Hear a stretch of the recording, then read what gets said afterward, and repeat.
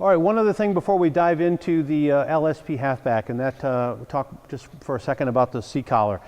One of the things that we're always assessing for is the potential for head, neck, back type injuries that require C-spine immobilization. And if we run into a scenario where that is necessary, of course a C-collar is a big part of that patient care. So in this setting, you're going to be applying a C-collar to your patient in the confined space prior to packaging them in the LSP, or as we'll see in a little bit, the Yates Spec Pack. So you want to get that on them. Now the complication is that you're now working with a patient who's wearing a face piece. So you might have some interface problems here depending on the size of the patient and the style of collar and the style of face piece and stuff that you're using. So definitely plug that into your training, your hands-on practice.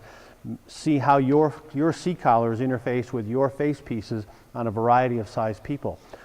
As a general rule, you shouldn't have any trouble making this work, but occasionally you'll run into some interferences, but definitely include this. As I mentioned before, we won't have this in our demonstration because we want to focus on the actual device, but don't overlook this as part of your training. Now, as we start to look at the LSP halfback, most of the plants had this at one time. However, we are trending away from that, but still a lot of facilities still have this in service. So we want to make sure that we're good to go on that for those that need it. If your plant doesn't have an LSP halfback, you're using the newer Yates Spec Pack. Of course, you can just skip right ahead to that section and not worry about this portion, and then you'll be up to speed on that. But if you're still using this, or if you have both, it'd be a good idea to review both sections. Very quickly, just as a quick orientation to this, this is what the device looks like when it's put away, usually in some kind of a bag, a container of some sort. The leg loops or the leg straps are folded up onto the torso portion, and so when you want to deploy those or release them, you undo the Velcro strap that retains that, and they'll flip down out of the way. And then here's the other one on the other side. It has two panels on the side that come in underneath the patient's arms, and then we'll start the packaging from there. And also contained inside is typically where the team will store the lifting bridle, the spreader bar. Remember that should always be connected or attached to the LSP during storage, so that as it's being moved, it doesn't end up falling and potentially being damaged. So always keep that attached there. We'll set that aside for now, as we won't be using that right during this portion of the demonstration. Now, there's a couple of different ways to get this underneath your patient. Of course, if they're seated, that's easy. You can just kind of slide it behind their back. However, unfortunately, we seldom find patients conveniently seated in our confined space. They're usually laying down. If they do have a true neck-back type injury, we need to be mindful of how we move them. So we may have to do a log roll to get them up on their side and get this underneath them. That's going to be difficult at best when you're doing this with just two people.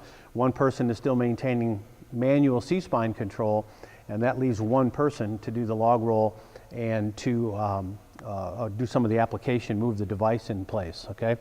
So you're going to have to practice that in your team and figure out how you want to do that, and it'll be different depending on the circumstances. Bottom line, we want to get this underneath our patient, and we want to get this centered underneath them so that the two side panels come up kind of evenly on both sides. So typically you're going to do a little log rolling operation for that. That usually means that you're going to end up having to tuck one side of this under, so that as I log roll the patient, they'll come right into this space right in here, and I can stick this underneath them. So they're standing up like this on their side, and then we can roll them back onto this. Because of the bulk of this, it's going to be a little goofy when they come laying back onto their back. You're going to have to make some adjustments in that case, all right? But once you get them adjusted in position, then we'll go over the packaging portion of that. So we're going to slide this underneath our patient here and kind of pre-position him. Okay, fast forward, we've got our patient in position with the LSP underneath them. We have him centered on the device so that the side panels come up and they're symmetrical to either side. And notice that the panels come up pretty close to your patient's underarm, into their armpit area, so that there'll be much less tendency for them to slide down, okay? The order of attachment is probably a little bit variable, but generally speaking, it would be best if you will probably attach at least one of the chest straps first, and there are two. They come over, they're stored on the right-hand side, and they simply come straight across the chest, and they hook to the opposite side. Now, one of the things that you'll want to look at on your particular, on your LSP will be, notice the color of the buckles. These are not color-coded so much as they are kind of a shade-coded type thing. These tend to be kind of a silver color, and they match up to the silver buckles on the opposite side. So we make that one connection across the top. Remember, they're not wanting to yank on these things because this is a person who has a potential head or a neck injury. So we want to, if we need to snug this up, to feed in from one side and pull out with the other. Similarly, then the other strap is also stored on the right-hand side, comes straight across and hooks to the corresponding color buckle on the left. And again, snug that up. As these get a little older, sometimes these straps start to stiffen up a little bit, so that's one of the things to watch for in your operations. All right, so once we have the chest secured, we can attach the shoulder straps. There are two shoulder straps, one on either side. They tend to have the darker gray color to them, and the shoulder straps just hook right back down onto the same side, again, to that corresponding color of buckle or snap hook there. You can snug these up. These don't have to be horribly tight, but you do want to snug them up pretty good. One on either side. This, by the way, will ensure that you also have the whole device slid up high enough on your patient, and this will help kind of hold it up in that position. So once that's in place, then we have only the leg straps left to deal with. Two leg straps, again, they hook on the same side, so the one that's on the left will hook to the left, and the same thing on the right. The padded portion will be against your patient, and it's going to go underneath their legs, and then the strap will come up, and you'll want to take just a second to get that up into their groin so that it doesn't slip on them. This is a gold colored or a gold shaded attachment point, and this one sometimes is a little tricky to find because it's velcroed almost behind the patient, way back here kind of in your kidney area, and so you have to get that out of there and then make that connection point as well. These again don't have to be super tight. You want to have a little bit of slack in here so that it's not too uncomfortable for them, but yet I do need to take most of that out of there so that they don't sag down into the LSP. So take just a second to get that into place. And here again is way back in the back here is where you'll find that buckle for that.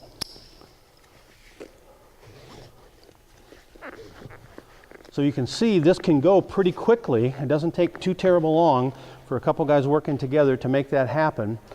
Once you get the 6 connection points, 2 in the chest, 1 on each shoulder, 1 on each leg, just double check, make sure everything is snugged up good. And now you're ready to finish the attachment point by securing their head. Okay. Now, the LSP comes with a little head strap and chin strap. That's part of a Velcroed on piece at the top. This part may or may not end up working for you, depending on, again, your patient and your style of face piece. Two things of note. The head strap, the forehead strap, may not be long enough because it's stitched, it's attached hard on this side. And because it's going over a face piece, it may not quite reach the other side and stay secure. Similarly, the chin strap has this little cup on it, and that may or may not interface very well with the SCBA face piece you're working with. And again, there may be some potential length problems with that. So if that's the case, don't hesitate to just eliminate this piece.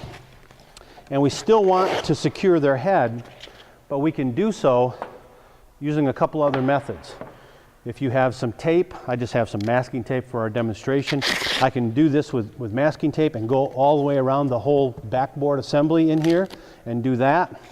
Or you may do it with the same thing with some cling or a ace wrap and do something similar to that to secure their head. And that might even be a little better way to do business. help keep them a little bit more secure and not have to worry about the issues with is the thing long enough, is this going to stay in place, is the Velcro going to tear loose. Shouldn't take really too long to do that, and then just a little tuck, or even you can use the clips if you like, or a little tape to secure that and keep that in place. Probably be a little more universal to do something like that, as opposed to, again, trying to use the assembly that comes with them, just because of the fact that we're trying to interface with the face piece. Okay, so that's it.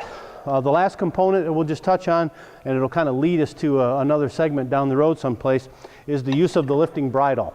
We want to talk about where the attachment points are. And the attachment points are right here below the shoulder straps, where these two connections are made. They're really the only two loops, if you will, or little D-rings that are left that aren't being used for anything.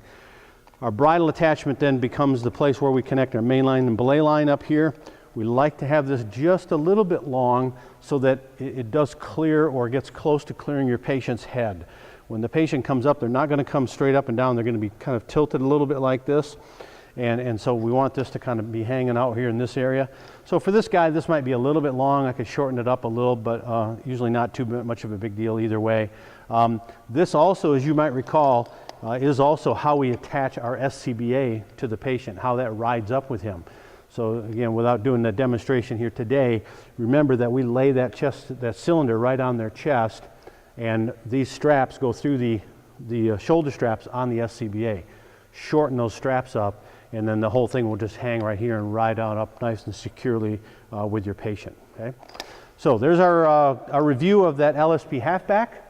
We'll take this off here. We'll talk about a couple of storage issues, and then we'll move right ahead and we'll look at the Yates Spec Pack.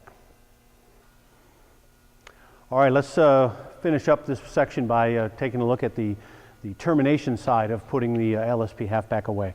Obviously, we want to inspect it before we put it away, make sure that it's clean, it hasn't been damaged, and so give it a look-see in much the same way that you'd inspect a regular harness or even some of our other software, paying particular attention to some of the stitching on here, and again, cleanliness type issues. As we stow the straps, it becomes important that we do it in a particular way that allows the device to be used quickly in the event of an emergency. So we want to lengthen out the straps. Now don't shorten the straps, rather, the tail. Don't suck all the tail all the way up to the buckle, because it makes it very difficult for someone, particularly with gloves, to grab that and start to shorten it up. So leave a little tail there, an inch or two, so that somebody can grab onto that thing when they're using it. Some people like to roll these up when they stow it away. I think it works a little better and is a little easier if you'll just kind of accordion fold these straps back into position. And then again, there's a keeper in place for each of them to hold that in place. So there's the chest strap. As we take a look at the shoulder strap, same thing. I want to extend that out, but leave enough tail there so that a gloved hand can grab onto that. And lastly, we have the leg strap. Run the length out. Just do a half a dozen or so accordion folds in here so that it will stay in place. You can see that. And then again, the cover comes over the top to hold it. Remember that these roll up and they are stored up inside here. The Velcro keeper here then comes over and holds that in place. At this point also, we can just take just a second to remind you that there are a number of handles on the LSP that you can use for manually moving your patient around. So there's one handle on each of the side panels, which would end up right here on your patient, roughly speaking. There's also a handle kind of here towards the back, and a third handle here behind their shoulders. So on each side, you'll find those handles, okay? So again, we can roll that leg strap up. Whoops, let me fix that. Roll that leg strap up. Again, the keeper will hold that in place there. Before we finish folding it up, we want to reinstall our spreader bar so that it's available for us as well, keeping in mind that we need to attach it so that it all stays together. And then lastly, this side folds over, and most of the devices, there's another Velcro strap that retains all that and holds it together. This one's been beat up a little bit over the years, and so that Velcro piece is missing. Some teams will just carry this in a bag, and they keep it in a spare rope bag or a small duffel bag, and that's fine. That works well for that. So there's the termination side of putting this away.